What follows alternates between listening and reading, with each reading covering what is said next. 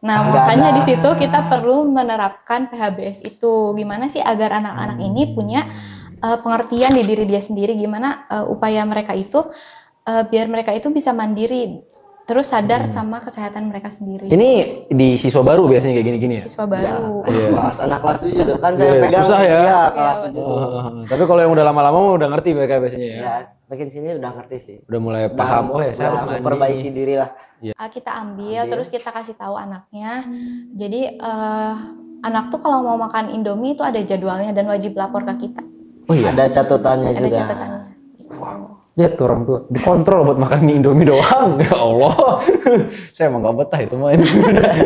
Hampir tiap malam ngemie. Nah itu di berapa sebulan itu berapa kali? 2. Sebulan 2 kali atau 3 kali paling banyak. Jadi kita itu ajak nih, ada situasi ketika misalkan kita lagi ngasih obat, kita lagi nganterin makanan, kita tanya anak-anak, kamu kenapa kok kelihatan murung gitu, ada yang dipikirin gitu.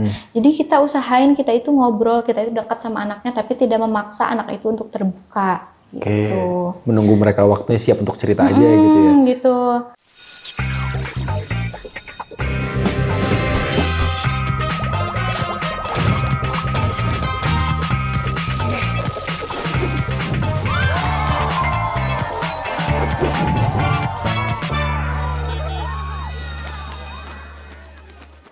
Assalamualaikum warahmatullahi wabarakatuh. Selamat datang kembali di Ruang BK. Bicara kebaikan bareng sama saya Valdo. Dan di sebelah saya sudah ada 2 perawat ICMS. Ada Kak Ilham dan ada Karani. Tepuk tangan dong. Kita sekarang kalau sudah ada 2 orang kesehatan di ICMS ini, yang mau kita bahas adalah yang sehat-sehat tentunya. Ya, kita akan banyak ngobrol soal program kesehatan yang ada di sini. Karena ini kan orang tua tuh harus tahu gitu. Sebenarnya di CMS itu kegiatan untuk program kesehatannya ada apa aja. Tapi sebelum kita ke sana, kita lebih baik untuk perkenalan terlebih dahulu gitu kan. Biar teman-teman di rumah, orang tua gitu ya yang mau masukin anaknya ke sini tahu nih sama wajah-wajah tenaga kesehatan yang ada di ICMS. Boleh dong? Ini dari siapa dulu nih? Boleh dari karantina. Ladies first dulu. Oke, Assalamualaikum warahmatullahi wabarakatuh. Ya Bunda, perkenalkan nama saya Ranti Oktaviani. Peran saya di sini adalah sebagai perawat dan guru ekskul juga. Saya mengajar dokcil atau dokter cilik. Wah, kayaknya saya bakal nanya tentang dokcil nanti. Baik, Assalamualaikum warahmatullahi wabarakatuh. Perkenalkan nama saya Ilham Akbar. Saya di sini sebagai perawat juga. Perawat juga. Nah, kalau boleh tahu, kalian ini dari sekolah yang sama kah atau beda? Sama. Dari alma mater yang sama. Iya. Oke, boleh disebutin nggak apa-apa kalau mau sebutin mah? Nama sekolahnya? Gak usah. Gak usah. Oke, nggak apa-apa. Tidak apa-apa. Kalau tidak mau juga tidak apa-apa. Oke. Kalau udah berapa lama sih di sini? Yang paling lama itu Ranti. Iya. Ranti udah berapa lama kan? 1 tahun lebih. 1 tahun lebih berarti udah mau jalan 2 tahunan 2 ya. tahunan. Kalau kamu baru? 2 bulanan. Oh, perasaan udah lebih lama deh kayaknya. 2 bulan. 2 bulan ya? 2 bulan. Baru 2 bulan ya? Sekira udah kayak 4 bulan gitu ya gak sih? Ngerasanya udah lebih lama ya kayaknya ya? Baru 2 bulan Lebih ya? lama kayaknya karena ngeliat muka terus deh. Iya, kayaknya. Oh, baru 2 bulan ya? 2 bulan. 2 bulan. Oke. Nah, kita langsung aja nih ya. Tadi kan udah sedikit mengenal ya.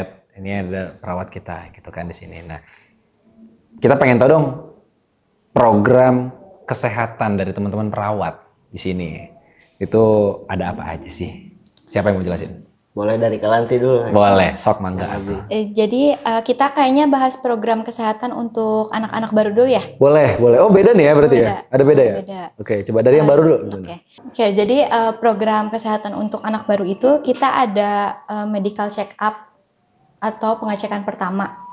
Jadi jadi kita tuh tahu anak-anak tuh punya riwayat penyakit apa aja sih, punya alergi obat atau enggak, dan anak-anak tuh udah mendapatkan vaksin apa aja sih ketika di rumah gitu.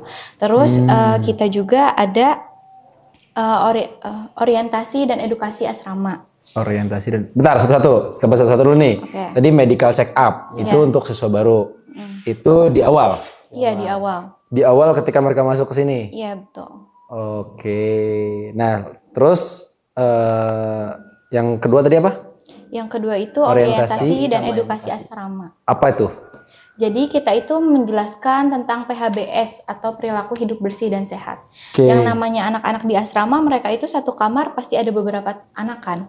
Dan resiko penularan penyakit dalam satu ruangan itu sangat besar resikonya. Jadi kita memonitor. Jadi kita Bapak aja ngomong ya. Jadi kita nggak bisa. Memonitoring. Nah, jadi kita memonitoring anak-anak. Kayak misalkan mereka itu nggak boleh berbagi alat makan. Terus mereka itu sebelum tidur dan sudah bangun tidur mereka itu harus ngapain? Misalkan sebelum tidur mereka itu harus sudah sikat gigi, bersih cuci tangan, cuci kaki. Setelah itu mereka setelah bangun tidur mereka diupayakan untuk merapihkan kasur terlebih dahulu sebelum beraktivitas. Oke, itu berarti kan daily ya, kalau kayak gitu kan, pengecekannya daily.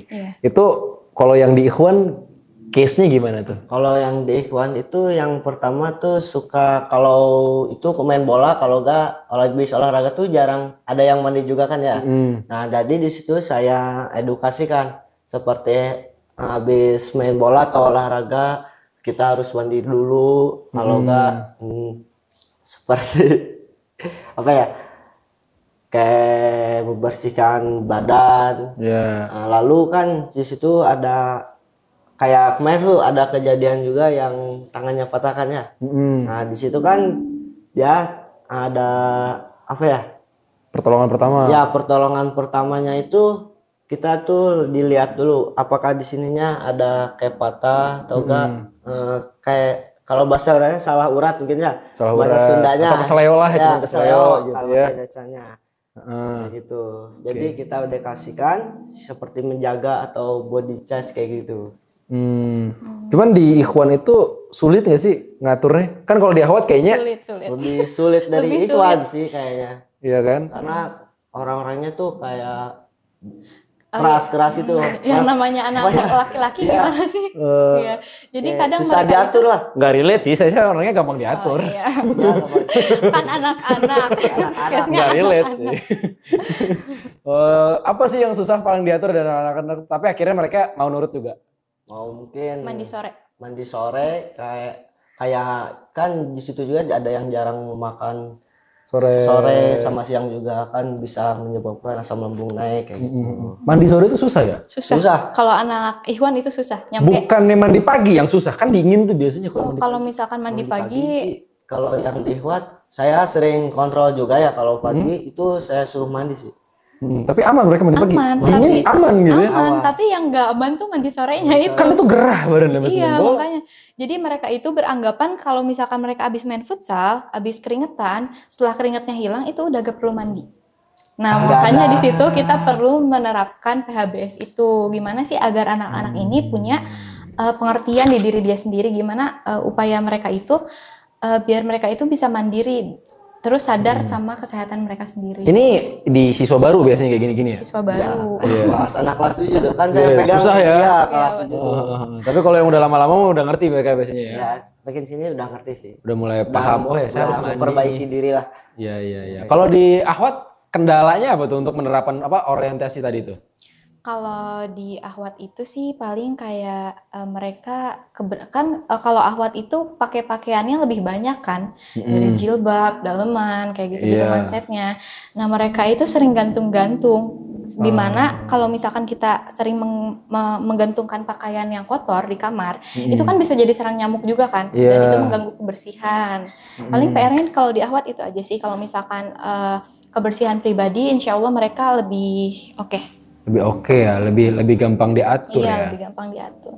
Nah, kalau tadi kan bicara program yang sudah berjalan, kita kan. Tadi apa tadi namanya? Medical check up di awal itu sekali. Terus ada lagi apa tadi? Yang kedua? Orientasi dan edukasi asrama. Orientasi dan edukasi asrama. Kalau dalam waktu dekat kira-kira ada nggak yang mungkin lagi pengen disusun kah? Atau ada program lain nggak selain dua tadi? Pengennya sih kan kita udah sebenarnya kita tuh udah melakukan rekam medis ya. Jadi rekam medis. Rekam medis kecil-kecilan lah gitu ya. Jadi sebenarnya kita tuh pengen ngembangin itu sih. Jadi rekam medis anak dari awal masuk sampai keluar itu tercatat gitu. Mereka sakit apa aja, penanganannya apa aja. Dan ada rencana juga bikin raport bulanan kan ya? Gitu. Raport Jadi bulanan anak sakit kayak gitu. Oh iya. iya rencananya. Ada remedial nggak ada raportnya? Oh ini jarang sakit ya remed kamu nih. Enggak lah, bagus deh. Berarti itu fungsinya untuk apa tuh? Raport sehat berarti raport sehat. Iya. Ya. Untuk ngecek beda dari rekam medis. Itu sama. Jadi itu rekap singkatnya. Rekap singkatnya, Iya. tapi rekam medis ntar ketika mereka mau keluar. Iya betul. Gitu. Jadi orang tua tuh tahu kondisi anaknya di sekolah itu seperti apa gitu. Setiap harinya kalau ada yang sakit apa enggaknya kayak gitu. Jadi kelihatan. Terus kita juga insya Allah mau lebih ngetatin di program pengembangan gizi dan pola makan. Itu gimana tuh? Iya, jadi ayah bunda yang menitipin anak-anaknya ke sini pasti mereka berharap kalau misalkan anak-anaknya itu terbutuhi sejahtera dari sisi fisik, Betul. mental dan gizi gitu Betul. ya terutamanya. Jadi sebenarnya makanan kita tuh sebenarnya udah bagus ya. Udah enak Dari tuh. iya Nice, enak bergizi. bagus dari sisi karbohidratnya, proteinnya, vitaminnya, vitamin buah sayurnya. Nah, tapi masalahnya itu biasanya di anak-anak yang baru masuk boarding itu mereka itu ada perbedaan pola makan. Contohnya? Contohnya yang biasanya di rumah tuh makannya pilihan. Iya, jadi mereka tuh cuma mau makan makanan tertentu aja. Sedangkan Nugget. nah, itu fast food, Iya. junk food. Pola makannya juga nggak teratur kan kalau di rumah.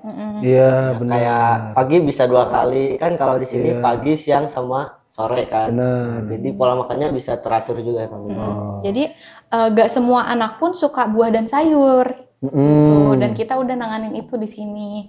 Jadi gimana sih caranya biar mereka itu minimal mereka itu mau mencoba gimana rasanya makan buah dan sayur. Treatmentnya gimana tuh? Treatmentnya kita melakukan edukasi saat makan bersama.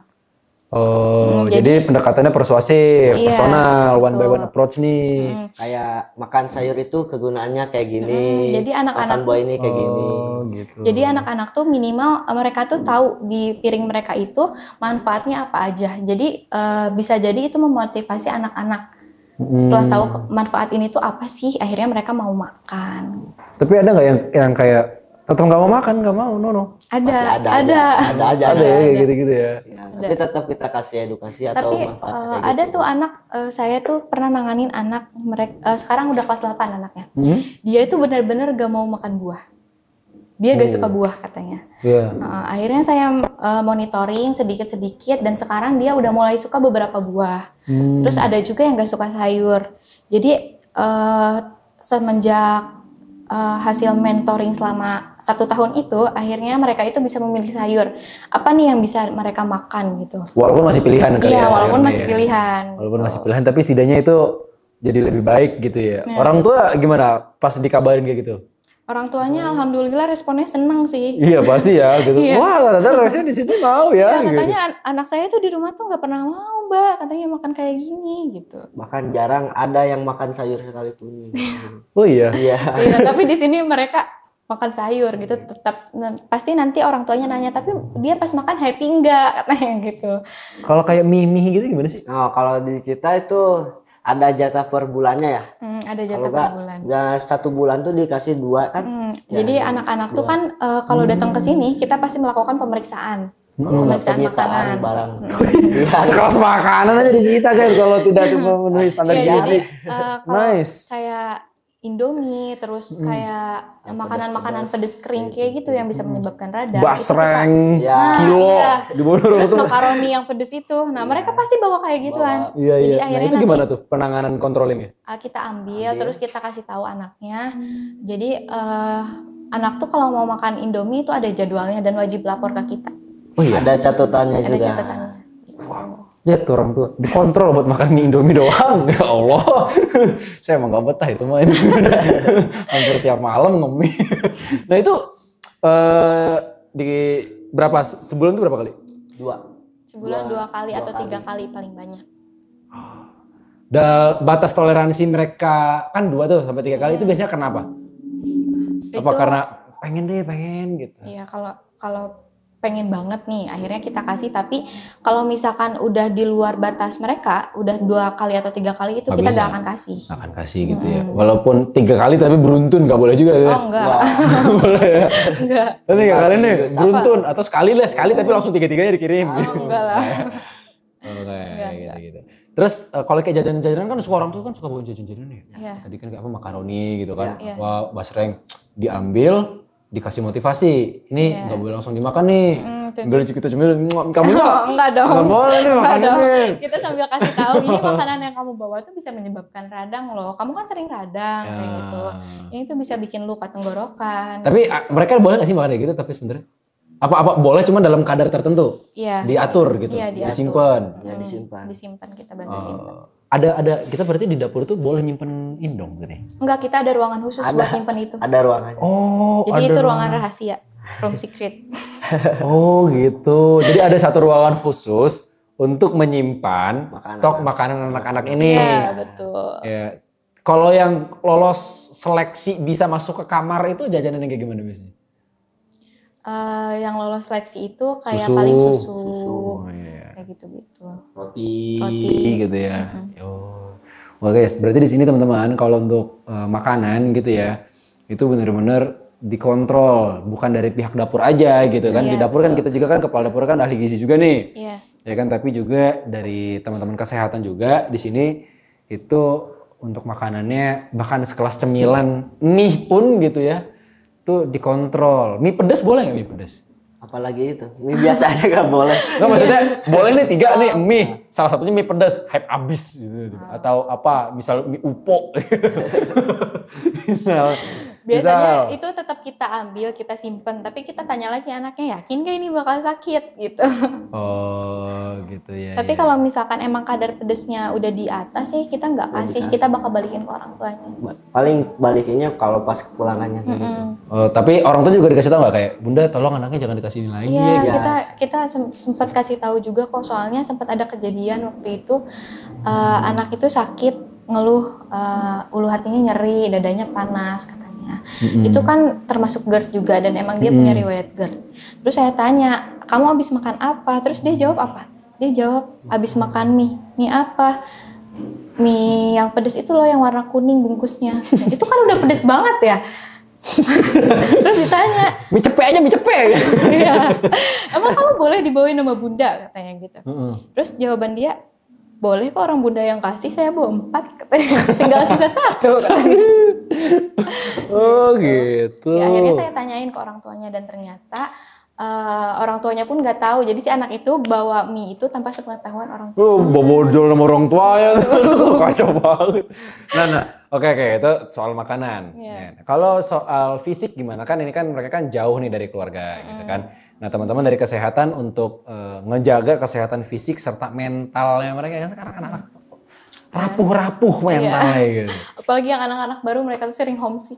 Nah, itu gimana tuh biar bisa menanggulangi kesehatan? Jadi kalau misalkan saya itu sebenarnya ajang pendekatan diri juga, pendekatan emosional sebagai seorang perawat gitu. Jadi kita tuh bukan cuma nyembuhin anak-anak yang sakit sih. Jadi kita tuh jadi teman ceritanya juga. Jadi ada kala anak-anak itu takut sama guru BK-nya. Padahal guru BK-nya baik kan. Gitu. Tapi mereka tuh ragu kalau cerita sama BK.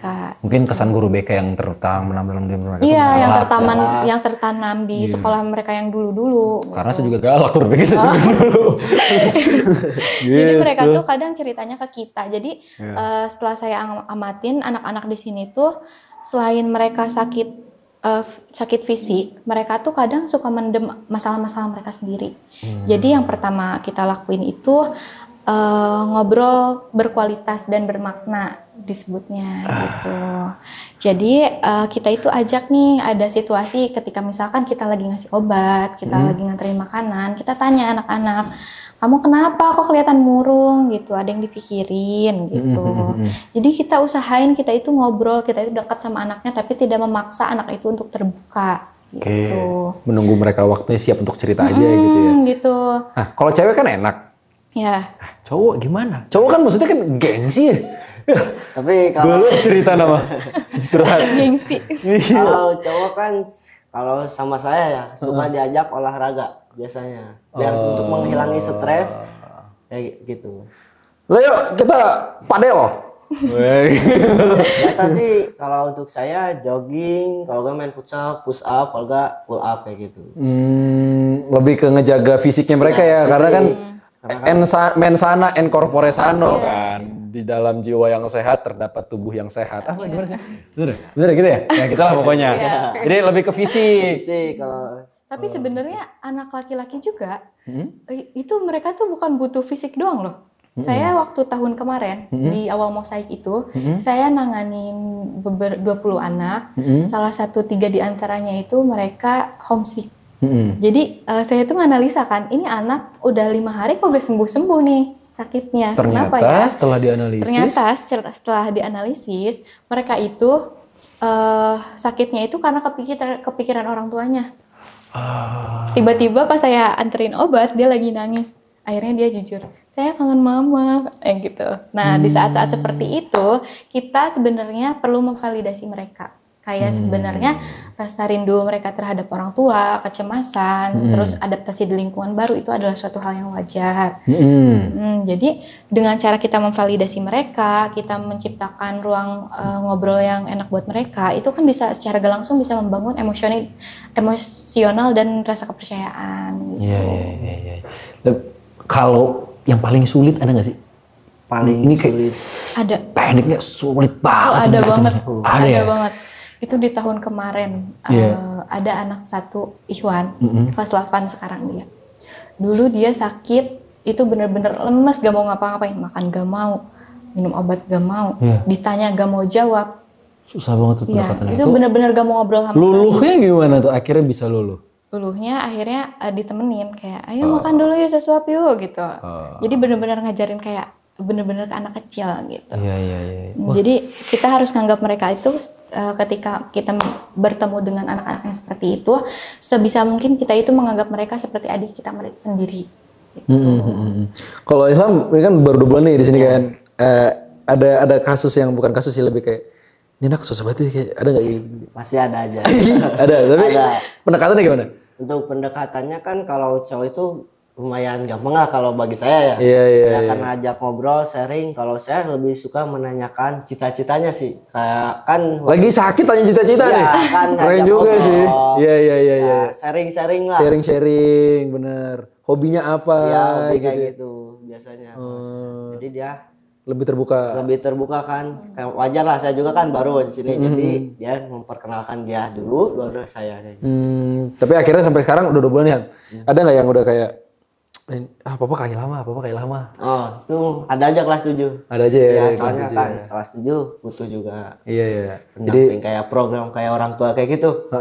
Pengganti orang tua lah. Oh, jadi ada udah mulai ada yang curhat-curhat Iya. gitu ya. Kadang waktu kemarin ada juga yang susah tidur pengen ditemenin kayak gitu. Oh iya? Iya ada aja. Jadi kita tuh sebenarnya perawat tuh benar-benar bukan nemenin anak sakit.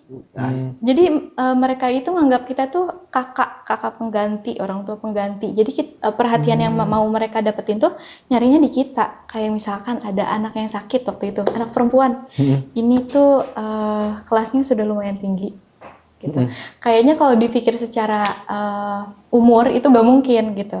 Jadi anak ini tuh biasanya kalau misalkan sakit pasti saya temenin dari minum obatnya, makannya. Tapi karena kemarin lagi banyak yang sakit kan otomatis saya pun pasti keliling dong. Nah, saat itu anak ini tuh tidur sama saya dikasih obat, makan kayak gitu, cuman kayak gitu doang. Akhirnya dia tuh ngambek nangis. Ternyata harus ada treatment lebih tuh. Iya, ternyata dia itu perlu treatment lebih kayak misalkan disuapin makan kayak gitu. Walaupun dia gak suka bubur.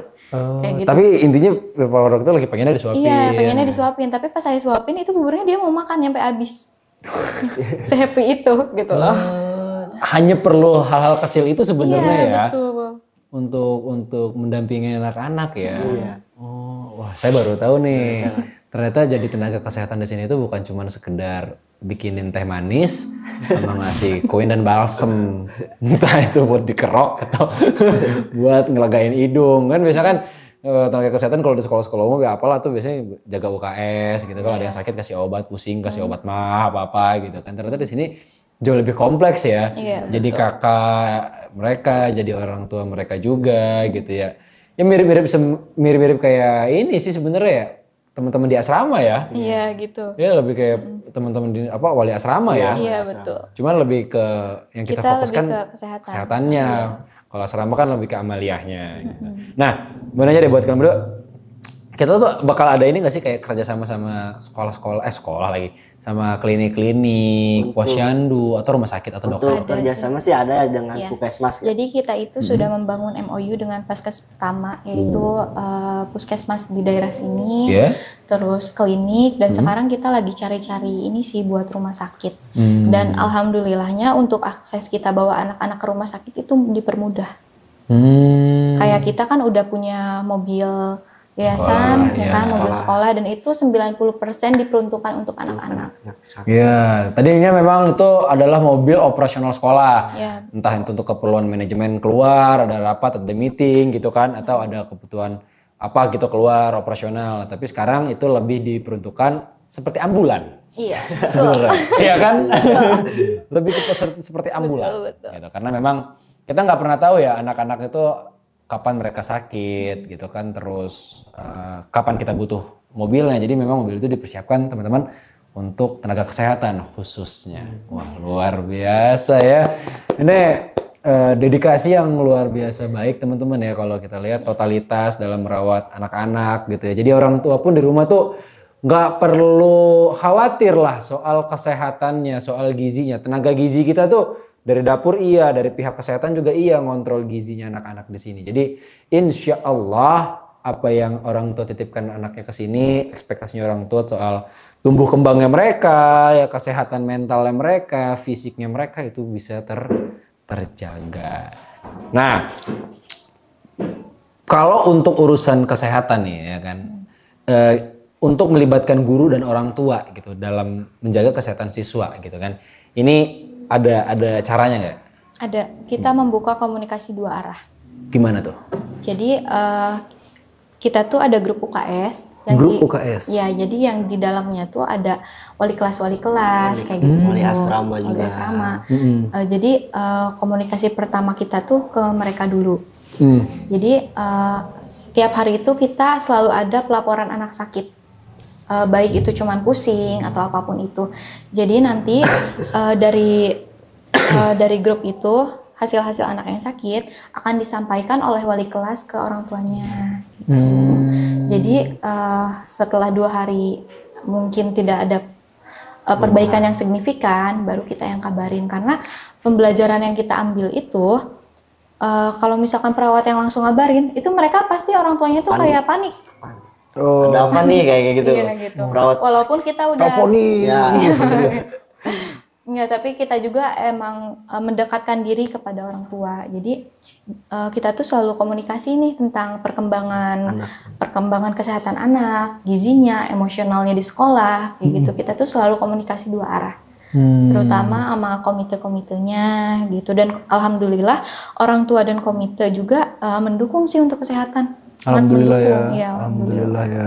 Nah, untuk anak yang sakit nih ya, step by stepnya sampai pada akhirnya penanganan ini akhirnya diserahkan sama orang tua. Kan ada ya kasus-kasus yang mungkin ya memang mereka sakitnya nggak cuma demam aja, tapi harus ada rumah sakit, harus dirumahkan dulu sementara gitu-gitu kan. Ini langkah-langkahnya itu seperti apa tuh untuk menganalisis si anak ini akhirnya udah deh ini sementara dipulangkan dulu aja gitu, istirahat di rumah dulu atau dirawat di rumah. Itu kayak gimana biasanya? Jadi anak-anak itu kita tanganin dulu, kita cek dulu dari hari pertama sakit. Dari hari pertama sakit? Kita catat keluhannya apa aja, sakitnya apa aja, kayak gitu. Jadi biasanya kalau misalkan nanganin anak-anak yang flu, anak-anak yang sakit lambung, itu 1 hari, 2 hari, 3 hari pasti sembuh. Tapi dalam kasus seperti kemarin ada yang tipes kayak gitu-gitu, terus kena virus. Jadi kan alurnya itu kita kalau misalkan 2 hari ditanganin sama kita gak sembuh, kita pasti bakal minta izin ke orang tuanya untuk dibawa berobat ke paskes yang lebih tinggi gitu. Misalkan dia demamnya selama 2 hari ini nggak turun-turun, ya itu kan perlu cek lab gitu. Jadi kita tahu tuh anak itu tuh sebenarnya kenapa gitu. Iya iya. Cuman kalau bicara soal kesana gitu ya, bicara soal sakit, pernah ini nggak maksudnya kayak, wah nih harus langsung hari ini dibawa pulang gitu? Apa memang ada SOP-nya tadi gitu? SOP-nya dulu sih SOP itu. tadi biar orang tuh nggak langsung panik gitu ya? Iya betul, kecuali keadaannya gawat darurat. Kayak kemarin yang jatuh. Yang kemarin itu kan dia fraktur kan, fraktur di bagian. Fraktur tuh apa? Tolong dijelaskan dulu dong. Fraktur itu kayak patah tulang atau pergeseran. Kayak patah tulang tapi bukan patah ya? Patah tulang sebenarnya iya, tapi enggak, tapi fraktur itu dibagi lagi macam-macam. Oke, kita kelas dulu nih. Biar paham nih orang tuh maksudnya. Karena informasi podcast ini kan umum ya. Fraktur itu apa? Jadi fraktur itu semacam pergeseran anatomi tubuh atau keretakan. Gini. Oh enggak dong. Geser. Bahaya kalau gitu. Gini, apa? Bagaimana gitu kan? Jadi ada yang patahnya itu patah lurus, ada yang retak di bagian tulang. Oh. Itu ada nama-namanya lagi. Nah, kemarin tuh kasusnya? Kemarin tuh kasusnya dia patah tapi di bagian pergelangan tangannya. Oh, tapi nggak fatal? Fatal sih. Oh, lumayan fatal ya? Iya, fatal itu kalau untungnya beberapa jarinya itu masih ada yang bisa bergerak. Soalnya kalau misalkan kejadian fraktur itu kadang bisa jadi ada beberapa pembuluh darah atau arteri yang terjepit. Kayak gitu. Nah, itu yang menyebabkan nanti bisa jadi faktor kelumpuhan. Oh, tapi pada akhirnya anaknya aman karena kita benar-benar gercep sih ya kemarin. Jadi anaknya jatuh, kita Iya. Itu penanganan langsung hari itu juga langsung Tapi berangkat. alhamdulillah selamat ya. Iya. Wah, itu tuh. Alhamdulillah kondisinya pun masih memungkinkan dan jam 11 anaknya langsung operasi. Oh, dan itu langsung kabarin orang tua kalau udah kayak gitu lah ya. Iya, langsung kabarin orang tua. Oh, iya. Wah, itu tuh kalau tidak ditangani dengan tenaga yang ahli dan paham ya, kita nih itu panik di lapangan. Ini gimana? Ada gitu-gitu doang aja. Nah, itulah teman-teman, pentingnya menjaga dan memastikan bahwa tenaga kesehatan yang ada di sekolah ICMS ini itu adalah orang-orang yang benar-benar kompeten dan tahu penanganan daruratnya ya. Orang-orang yang sigap gitu ya, orang-orang yang cepet gitu kan dan bisa mengambil keputusan cepat di waktu yang tepat. Nah ini kalau misalnya kita tidak memiliki tenaga kesehatan yang mumpuni, yang kompeten, mungkin kejadian seperti ini akan lain urusannya, ya kan? Kalau tidak memiliki teman-teman dari kesehatan gitu kan, hanya guru-guru saja misalnya kan, ini mah keselnya doang gitu, tak gitu kan, tahu-tahu fatal gitu kan. Nah itulah kenapa di sini untuk perawat teman-teman itu tuh ada yang ikhwan, ada yang akhwat sekarang ya, karena lebih difokuskan ya teman-teman ya. Yang Ranti lebih fokus ke akhwat sekarang, yang ikhwan lebih dipegang sama Ilham, kayak gitu teman-teman. Nah, kalau untuk program ada nggak rencana kayak bicara ke depan kita mau ngadain penyuluhan deh, workshop apa kek? Oh, kalau itu ada itu ya. Udah terprogram. Rutin nggak sih? Kalau misalkan yang rutin itu setiap minggu di malam Senin. Setiap minggu malam Senin. Iya. Oke, kalau nggak salah malam minggu kalau nonton ya. Iya. Kalau minggu malam nonton. Seninnya kita dijalin edukasi di situ. Iya, malam minggunya mereka bebas tuh, ada yang GoFood kayak gitu. Nanti hari Seninnya, malam Seninnya lah kita serang di situ. Bentar, ini GoFood ya. Tadi ini GoFood dulu nih. Iya. Bisa GoFood di sini guys. Bisa GoFood. Tapi itu GoFood itu berdasarkan kontrol kalian. Iya. GoFood nih. Tadi kan makan mie 3. GoFoodnya gacoan tapi. Gimana coba? Itu biasanya itu angkat tangan saya orang tuanya yang pesen. Oh gitu. Tapi kalau misalkan untuk anak-anak yang kayak pengen beli es krim gitu, itu pasti tanya dulu sih sama saya. Untuk beberapa anak yang pengen. Mereka GoFoodnya kan gak punya HP mereka, kemana tuh? Asrama. Oh ke asrama, bukan ke kalian ya? Oh, kalau ke kalian kita nggak tahu juga kan. Di pas menu, nggak boleh nih, nggak boleh. Gitu ya? Iya, kadang kita juga nggak tahu dia ada pesan GoFood kayak gitu. Tapi dibatasin nggak sih itu? Cuma malam minggu aja ya? Iya. Oh, oke. Nah itu malam Senin tuh, malam Senin? Iya, malam Senin. Malam Senin itu penyuluhan apa tuh? Itu tentang kesehatan yang sering ini aja sih, kayak misalkan anduk, sikat gigi, cuci tangan yang benar. Cuci tangan yang benar, terus kayak penyebab sakit radang apa, penyebab sakit lambung itu apa, terus efek makanan manis kayak gitu. Soalnya kan anak-anak itu pasti siang itu pengennya beli es yang manis. Iya. Walaupun sedang sakit juga. Iya, walaupun sakit. Gitu. Gas terus. Iya, makanya kadang kita istirahat tuh kita diem di kantin juga. Kita sekalian kontrol nih anak-anak. Jangan apa. Jadi complicated banget sebenarnya.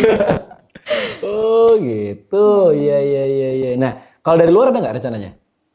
Kalau dari luar ada sih. Itu insya Allah per tahun itu 2 kali dari 2 kali. eksternal. Dari eksternal. Nah ini yang jadi pertanyaan juga sih sebenarnya lebih kayak ke dokter, ya kan? Iya, betul. Tenaga dokter. Kira-kira nih kita bakal kayak gimana nih untuk dokter di CMS? Apakah sifatnya didatangkan atau bakal ada atau gimana tuh? Itu kita mendatangkan sih karena Mendatangkan kan kita dokter, ya. menjalin MOU dengan vaskes-vaskes yang lebih tinggi ya. Iya, jadi kita tuh ada pemeriksaan itu kayak kemarin itu dari dinas gitu yang dilakukan oleh dokter-dokter dari vaskes pertama di puskesmas kayak gitu. Terus kita pun kalau misalkan ada KLB atau KLB itu kejadian luar biasa. Gila, saya ngerti bro. Saya kebetulan 2 tahun koas sih. Langsung jadi dokter. Jadi ada kejadian luar biasa kayak kemarin itu yang virus ISPA. Kan ISPA itu dia penularannya cepat karena lewat eyedrop kan. Oh, iPhone? Oh enggak. Lewat udara. Oh, kira lewat eyedrop iPhone tadi. Lewat udara gitu. Iya. Jadi kita tuh ngasih tahu nih cara batuk yang efektif tuh ke anak-anak tuh kayak gimana sih? Gimana sih cara batuk yang efektif? Tolong dong, ini mbak kakak-kakak yang di sini juga nggak tahu nih. Aja kadang-kadang kita. Jadi cara batuk yang efektif itu orang-orang normal, orang-orang awam kalau batuk tuh pasti gini, ya kan? Sedangkan tangan kita itu pasti bersalaman dengan orang lain dan kita pun abis batuk tuh langsung cuci tangan kan? Oh iya salah tuh ya salah. Nah gimana sih agar meminimalisir penularannya itu gitu. Jadi batuknya itu sebenarnya di ruas antara ini tangan, siku tangan. Jadi batuknya gini. Nah gitu. Sorry ya. Oh yang bener gitu. Bersin? Sama? Bersin sama sih. Kalau abis bersin usahain kita cuci tangan. Makanya kita itu diusahakan punya hand sanitizer. Bukan yang itu nggak boleh tuh. Sebenarnya sama aja sih. Sama aja ya, iya sama batuk. Baru tahu, itu saya baru tahu loh. Batuk yang bener itu gitu. Emang orangnya nggak sehat aja sih. Dari sekian banyak program yang udah kalian jabarkan tadi kan. Apa tadi kita rekap lagi dari awal? Medical check up, ada rekam medis, terus apalagi edukasi tadi kan. Terus ada workshop juga tadi gitu kan. Apa yang kalian harapkan dari anak-anak setelah semua itu berjalan? Harapan kita sih anak-anak bisa lebih mandiri dalam menjaga kesehatan pribadi dan lingkungan. Terus harapan kita juga mereka lebih peduli terhadap kebersihan dan kesehatan lingkungan juga. Karena dari lingkungan yang baik akan terlahir pelajar-pelajar yang baik dan bermanfaat bagi negara juga. Wah, keren. Jadi yang harus dipastikan adalah lingkungan dulu. Iya. Ya lama ada mau nambahin? Nggak ada. Oke ya. Karena kalian kan satu tim ya. Visi-misinya kan otomatis kan sama. Gitu. Rencana mau ada ini nggak kayak workshop dari luar gitu? Kita tadi kan dari dalam tuh. Ya kan? Kalau dari luar kira-kira bakal ada nggak? Insya Allah ada sih. Itu udah kita pikirin juga. Kita lagi cari-cari juga yang narasumber yang enggak ini aja kesel aja narasumber yang akan lebih memotivasi anak-anak dalam kesehatan, kepedulian lingkungan gitu. Jadi mereka tuh termotivasi gitu loh. Nah, yang mungkin kita nggak bisa lihat ya karena kan kita lagi di podcast nih kan sekarang kan. UKS, pasti kan sekolah kita punya UKS. Mungkin boleh sedikit kasih gambar nggak? Sekarang tuh UKS kita tuh kan rencananya kan mau di-upgrade nih ya. Kita lagi mau ada pengembangan UKS kita, ya kan? Nah itu boleh sampaikan ke orang tua mungkin apa aja yang sekarang lagi on progress untuk pengembangan UKS kita biar ruangan kesehatan itu tuh biar lebih proper. Gitu. Jadi sekolah kita insya Allah akan mengadakan UKS itu menjadi klinik mini. Jadi kita akan ada pembesaran UKS. Pembesaran UKS ya. Terus tempat tidur yang sesuai standar kesehatan. Oke. Terus kayak perlengkapan yang sekiranya kasus itu bisa ditangani di sekolah. Kayak oksigen gitu. Oksigen kita udah punya. Udah punya ya oksigen. Iya, Kursi roda? Kursi roda kita ada. Oh, lengkap. Kursi roda ada, alat nebulizer untuk bunda-bunda yang mungkin anaknya. Nebulizer itu apa? Nebulizer itu buat terapi. Terapi asma. Ya. Jadi buat bunda-bunda atau ayah-ayah yang punya anak dengan riwayat asma, insya Allah kita di sini bisa nanganin. Karena kebetulan kita pun di tahun kemarin banyak sekali anak-anak yang punya riwayat asma dan asmanya itu ada yang gampang banget kambuh karena udara dingin, terus penyesuaian lingkungan kayak gitu-gitu. Kalau alat gosok tuh ada nggak? Gosok. Oh, kalau itu enggak, itu udah harus ini ya, penanganannya udah beda lagi itu. Alat apa sih namanya itu? Alat kayak setrikaan itu kan udah. Apa namanya itu? Yang buat jantung kayak gitu. Iya itu. Iya, kejut jantung itu. Iya, Itu udah beda lagi. Soalnya, apaan rumah sakit ada setrikaan? Itu beda lagi. Oh, beda lagi itu mah di bawah ya kalau itu ya.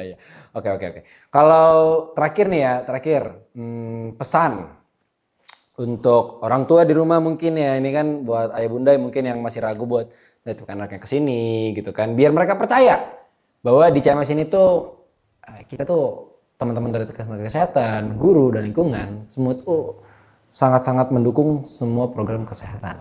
Sok, mangga. Siapa ya? Berarti kamu ada ya? Oke, siap. Baik ayah bunda, kami sangat memahami bahwa memberikan kepercayaan untuk menyimpan anaknya di boarding itu adalah suatu keputusan yang berat. Betul. Dan bagi setiap orang tua itu pasti ingin melihat anaknya bertumbuh kembang di lingkungan yang baik, bersih, sehat, dan penuh kasih.